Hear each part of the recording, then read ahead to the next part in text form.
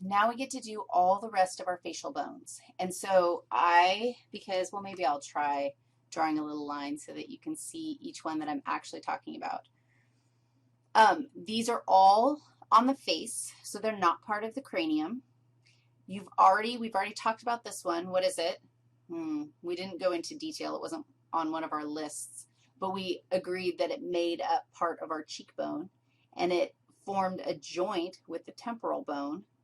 This is your zygomatic bone. Now, who is this? That's maxilla. Who's this? That's mandible. Those are all facial bones. Who's this? What? That's not a facial bone, silly. That's the temporal bone. Okay, but now, inside your eye socket, seriously, are a whole bunch of bones. So look at this little guy. This is your lacrimal bone. It kind of makes sense. Lacrimation is the process of crying. And so the lacrimal bones are in the place where your tears are going to come out of your eyeballs. There's actually a hole in there. Dude, tell me that we have to know that hole on our lacrimal bones. Why don't we know the hole? I think we do have to know the hole when we get into the eyeball. I hope so, because that hole connects your eye to your nose. Oh my gosh, that's really cool. And that's why when you cry, this is your fast fact for anatomy day talking at the dinner table tonight with your family. Tell them that you know how when you cry, you snot all over the place? Like your nose starts to run almost automatically, and you're like, dude, really? I just turn into this blubbering, red, snotty mess when I start to cry.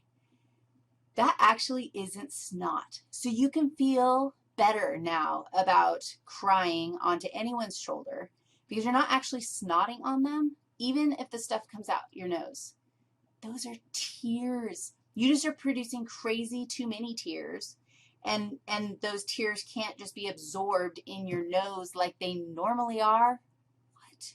And so they come out because you just are like pouring fluid through the lacrimal canal out of your eye and into your nasal cavity. I love our bodies. They are so freaking cool. Okay, sorry about that. That's a tiny little bone, but there are a bunch of connections there that are very important. All right, who else do we have? This is easy. This is my nasal bone up here. Now you know that down here, why isn't it a nasal bone?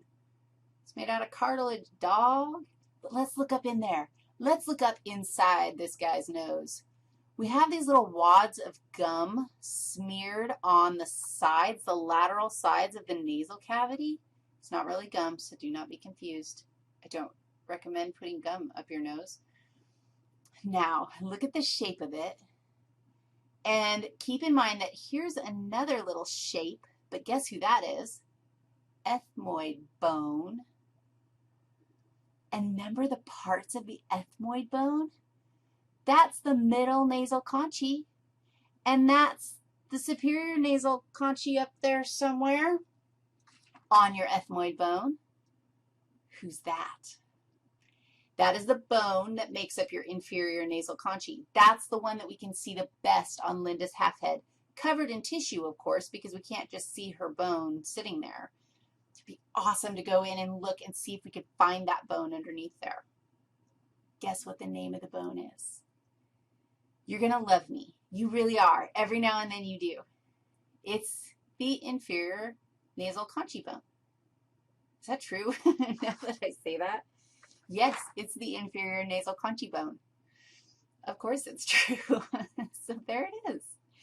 Now, of course you wonder, what is making up the nasal septum? Like, why can't I stick my finger up my nose and then go all the way over and then come back out on the other side? This is why that whole, like, snorting pot, not pot snorting, but that pot thing that you have water in it, I don't know what that thing is called.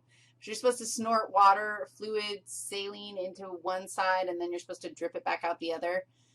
Well, I know I would drown if I tried to do that, but you have to go back far enough into your nasal cavity that you get around these two bones that make up your nasal septum.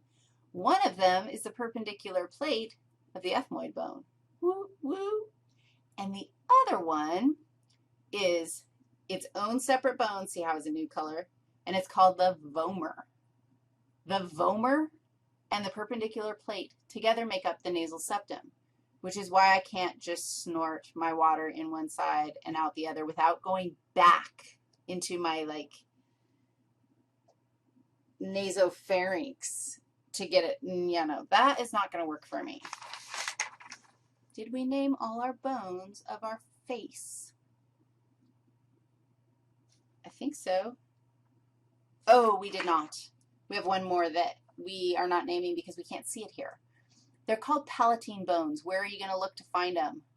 Dude, these again, super easy, unless, of course, you are tweaked out by the fact that, you know, in a real skull, it looks like just one hard palate.